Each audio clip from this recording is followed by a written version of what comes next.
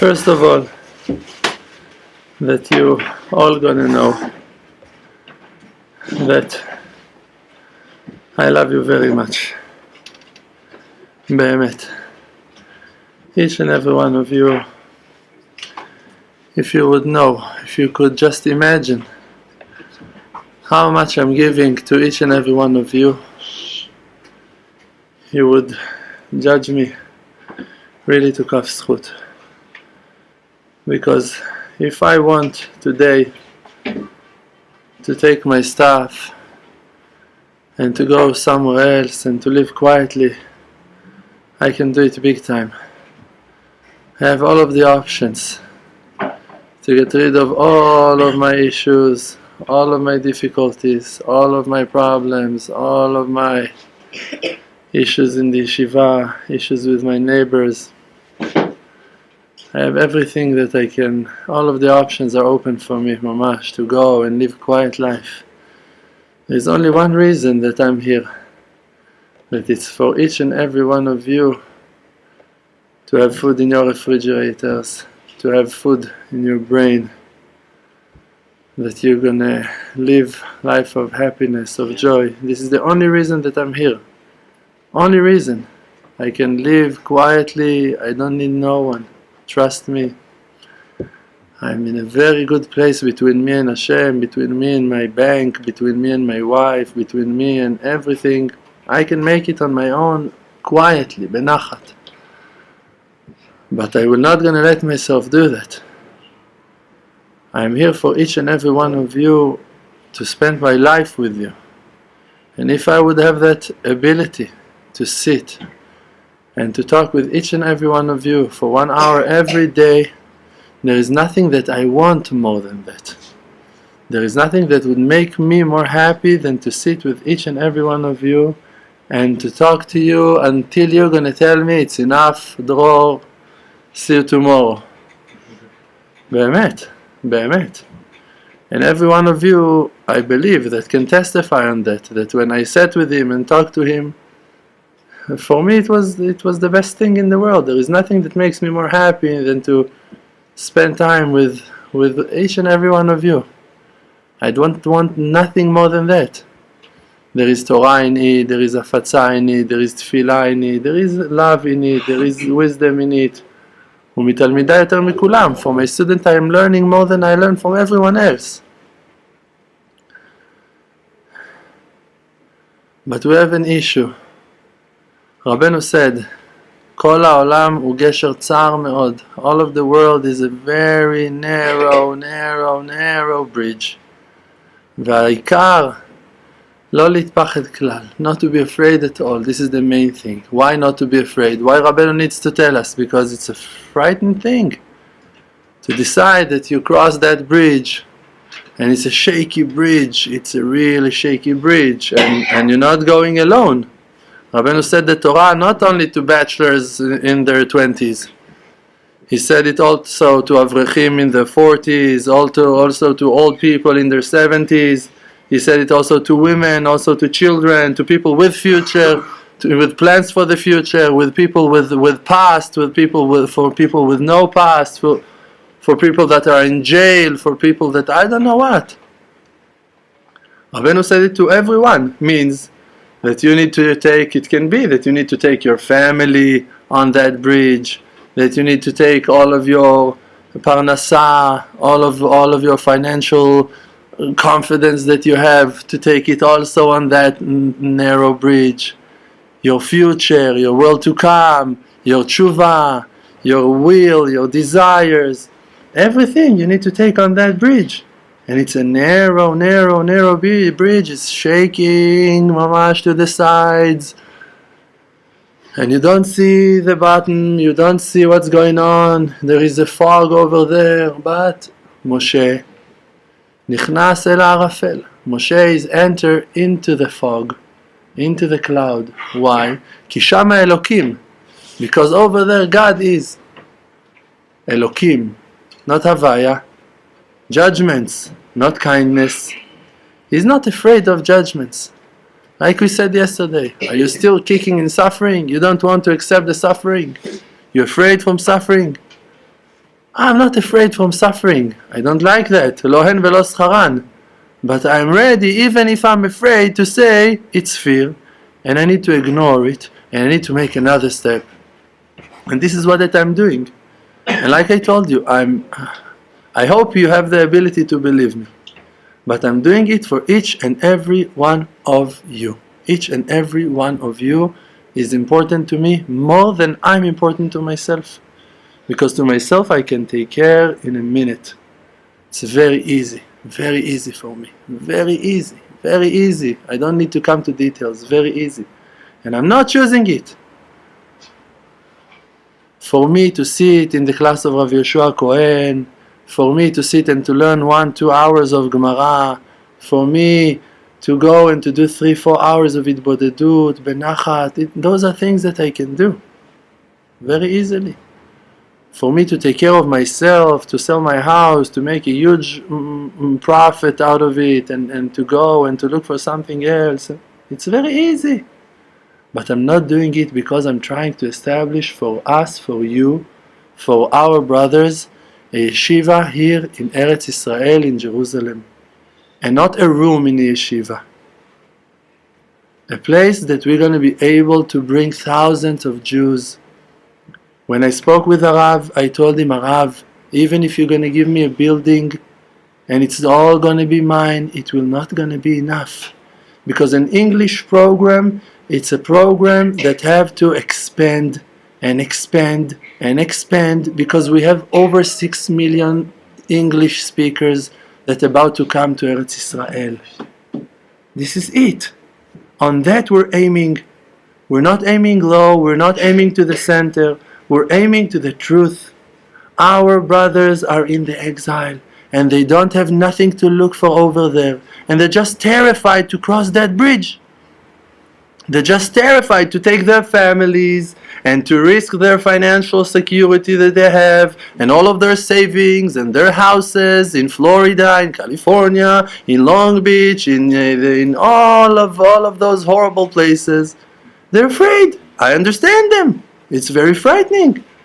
Here you can have your imaginations. No one is rebuking you on your huge screen TV, plasma, and you have your sofa, and you have your backyard, and you can smoke your drugs. No one is telling you nothing.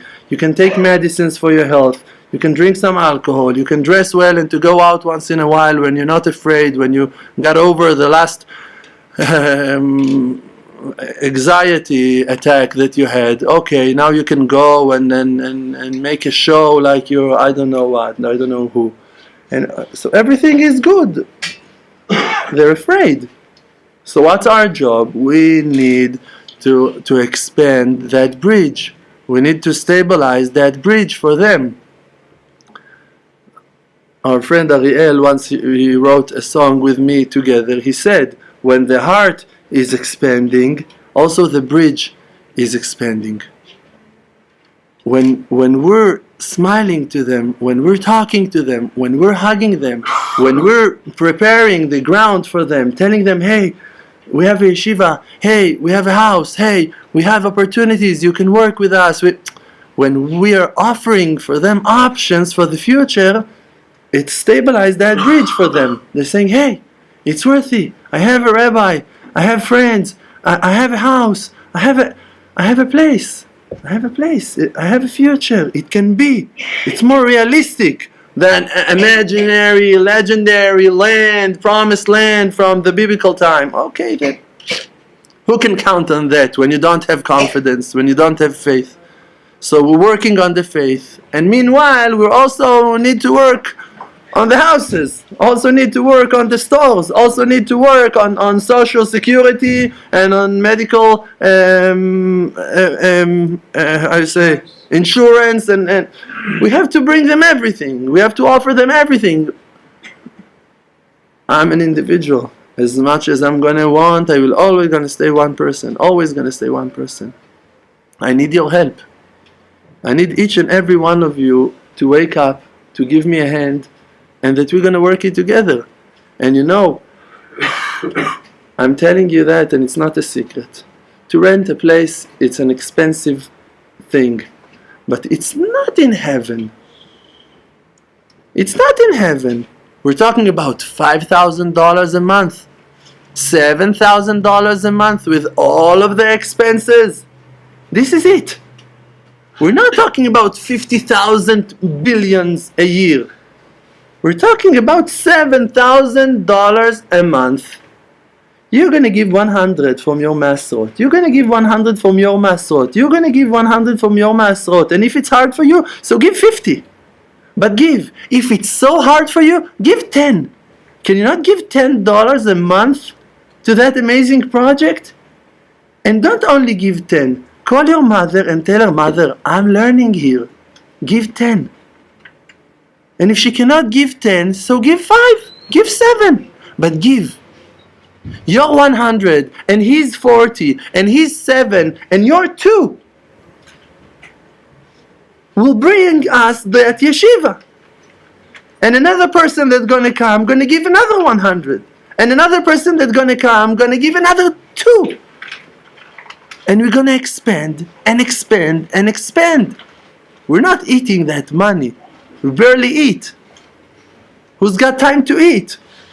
My wife told me last week, you eat half of the amount that you were eating 1 month ago. I told her, I'm sorry, I don't hungry. Who's got the time to eat? I was eating, now I'm not hungry. What can I do?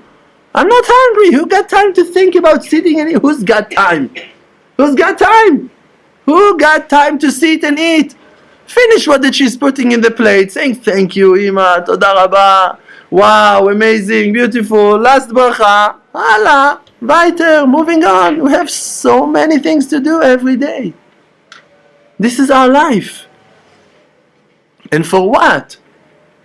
To make another phone call to Hanan, and to make another phone call to Yonatan, and to make another phone call to Obi, and to come to run to the happiness of Avram, and to come and to talk with another person, and to go and do something with Ariel, and to go to the studio to make another song. For me, I'm singing. For me, I'm singing. Am I a rapper? You think I'm a rapper? Think I'm a singer? I like to sing.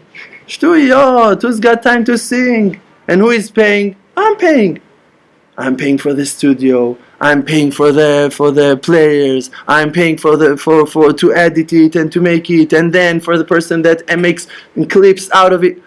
All I'm doing for who? I'm watching those clips after it. I'm enjoying with my amazing screen, sitting in my living room, inviting all of my friends for the, how you say, Ashakat Bechora, premiere, watch my new clip that I made. It's all that Avram gonna have the ability to hear another song. I received a text a few days ago from Jonathan, our friend from Yad Binyamin. I'm listening to the 9th song, that song that I said that I wrote with Ariel from the first album. The 9th song, I'm hearing it over and over and over. That song that we just now talked about. 1 week ago text, or 2 weeks ago text from Jonathan from Yad Binyamin. Rabbi, I listened to that song over and over. For that. All of the books that I illustrated, that I made for Rav Shalom. And they're all being spread in the world. I told you that. I went in Uman. Every time in Uman when you come to Rosh Hashanah, Rabbeinu is landing you in Uman. All Ramach Evarim v'Shesagidim are landing. All of your organs are landing. 100% landing. He brings you to rock bottom. This is it. You're totally humble in the eve of Rosh Hashanah. No matter which imaginations you had when you planned to come, you are landing big time, in crashing. Total, everyone. It can be with the apartments, it can be with the prayers, it can be with the food, it can be that you haven't received your luggage, it can be with your wife screaming, take your head off 5 minutes before the eve of Rosh Hashanah. Something gonna bring you down in the eve of Rosh Hashanah. And me, like every other Jew, in the eve of Rosh Hashanah, in a miracle way, made it out from the mikveh and start to climb back somewhere between the mesas, and then trying to find myself, and I see that I am totally empty. Empty, empty. I left myself in the mikveh. I don't know, the clothes are walking somehow back to the house. Empty person, empty, dragging myself somehow with a wet towel back to the apartment in the 9th floor in that Ukrainian building wreck. And okay, Baruch Hashem, dragging, and I'm saying to myself, it cannot be that you're so empty. You brought this year over 20 people to Rosh Hashanah, to Uman with you, friends and students, and also you have a class to give in the night in Nekuda Tova, and also they invited you to talk in another place, and you're here, and you're in Uman, and you have so many good things with you, and your children are here, and why you suffer so? You don't have nothing, how can it be? And suddenly I saw a little child sits with his father holding Tikkun HaKlali that I illustrated. And they're saying one word after the other, the Tikkun HaKlali, Michtam, Ledavid, Shomreni, El, Ki, Chasiti. And I see that, and suddenly, like from a nightmare, from a dream, hey, it's my Tikkun HaKlali. It's my Tikkun HaKlali. And that thought just crossed my mind. If just my share in the world to come gonna be not the reward on all of the mitzvot and the tshuva that all of people made and all of amazing things that grew up. Just if I'm gonna have the MP3 recording, they're gonna connect me to the SoundCloud of all of the voices that children made when they read my books. I'm just gonna hear them saying, oh, that's a rabbit, oh, this is little Nachman, oh, this is David when he was young, and, oh, look, a porcupine, the ball, look at the clouds, look, and the laughing, if just they're gonna connect me to that MP3 file, this is it. I don't need nothing else in the world to come. If just they're gonna let me to be connected to that, this is it, just one ear, let me hear it with one ear. When you help in this distribution to lafitz, distributing that light of faith, what that's gonna grow from it, you cannot imagine. With small donation, with small support, that each and every one, what's the problem to give $50 a month? We're gonna build a yeshiva. We have over 1,300 friends subscribes to us in YouTube. If every one of them gonna give $1, you know what it's gonna be for us? If every one of them gonna give $10, you know what it means for us? It means that we have everything that we need. We can open a yeshiva. We can open a new dorm to the bachurim, to the guys, that they live in conditions that are not enough. It's not enough. When I spoke to Arav, he said to me once, Am Israel, I asked him about how to arrange the apartment that's going to be comfortable. He told me, Bnei Israel are Bnei Melachim, they're princes, they are son of kings. You need to make it royalty for them. That everyone going to have a king-size bed, that everyone going to have a carpet in his room. Really, it's true.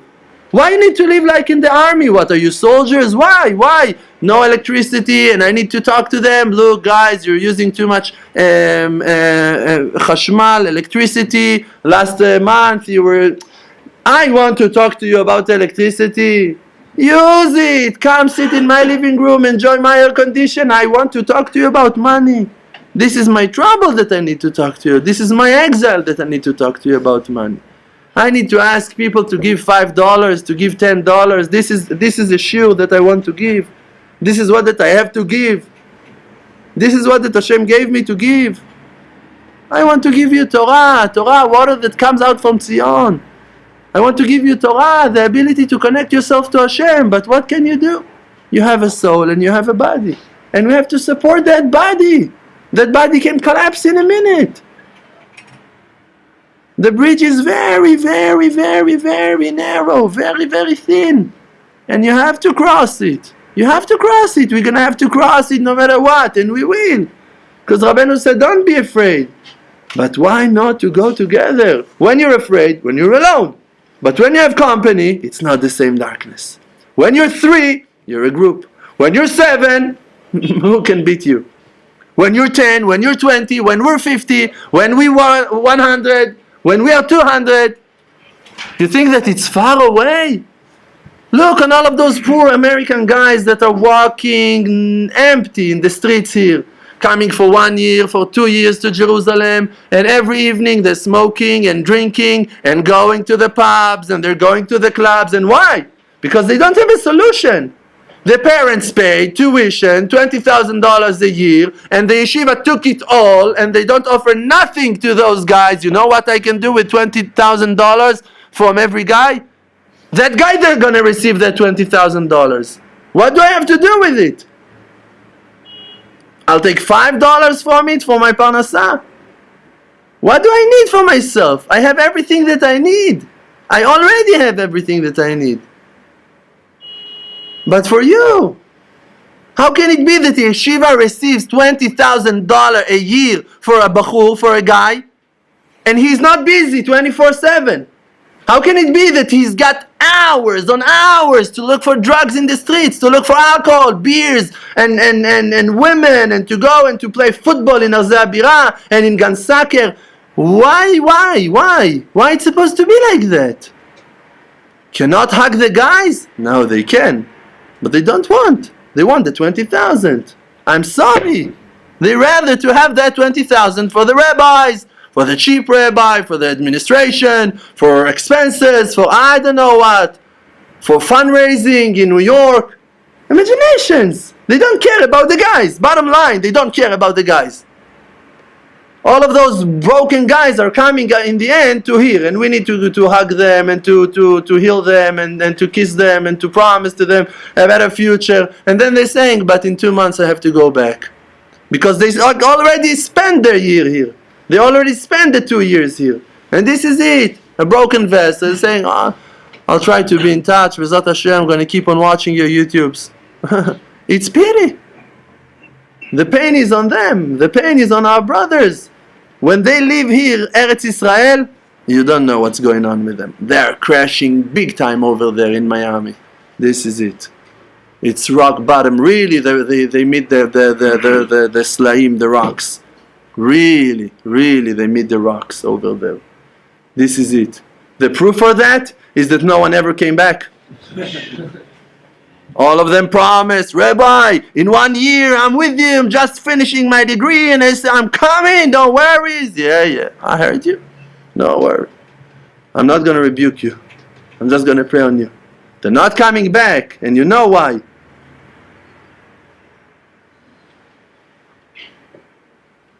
This is home, this is home, this is home. And each and every one of us, think about it. I'm telling you really, big time, think about it. The Emuna channel is open, is built, founded, active, works. This is it. There is a monthly donation. Push the key, you donate $50 a month. This is it. It's coming to my bank account. I'm using it. I'm not buying marshmallow. I'm not making barbecues. If I would buy for you and I would invite you. I'm not drinking beer. Chaim was in my house in Shabbos. He brought a bottle of wine. In the end of the Suda, he asked me, what, you're not drinking in Shabbos? I told him, no. So you can take the bottle. He said, no, I brought it as a gift. I said, okay, so you're going to meet it in Purim. I'll bring it to the feast, don't worry. We're not doing nothing. The same jacket for 3 years.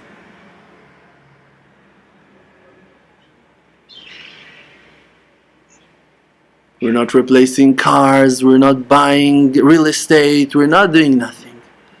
We're just trying to come to the yeshiva every day. And if you would know what I'm giving to come to this yeshiva every day, you wouldn't believe me. You would not believe me, because all of you together not putting the effort that I'm putting to come here for 20 minutes a day. All of you together in a week not putting the effort that I'm putting to come here for 20 minutes once a day. And I understand that you cannot understand it, but believe me, I will not gonna lie in front of Hashem. and I'm in front of Hashem 24/7. I'm in front of Hashem. I'm in front of the Creator. I said it to Rav Shalom. 2 days ago in Motzei Shabbat, I took him to a class. We went in the car, we talked. I told him, Rav, when I'm talking to you, I'm talking to Hashem. Hashem gave me that power of understanding, that way of thinking, that also when I'm talking to people, I'm talking to Hashem. What can I do? I came to that place. Hashem gave me that gift. I remember Hashem when I'm talking to each and every one of you. I remember Him. So I'm talking to Him. And I'm carving the way for you, for each and every one of us, to Hashem in every step that I make. And in every prayer that I pray. I'm not praying on myself. I'm at all not praying on myself. I don't have a prayer on myself that I can tell you I pray on myself and I've been answered. I'm not. Every day I pray half an hour on our Rabbi Rav Shalom Arush. Every day. Every day I pray half an hour on all of Am Yisrael. Every day. And every day I do tshuva on every detail that I can remember from yesterday until today. This is the beginning of my Bodedut. Every day I have those 3 parts. Every day, every single day until 120. This is my Bodedut. More than that, I will pray more on you. I will not gonna pray on myself. I don't have what to pray. Because my life, it's your life. I live on you. I live on your happiness. I live on your smile. I live from your success. This is my success. What can be my success? That I'm going to finish another page of Gemara? It's not a success for me. It's not a success. For me, it's empty, like I told you. Empty Torah, empty Tefillah. I told you from the bottom of my heart.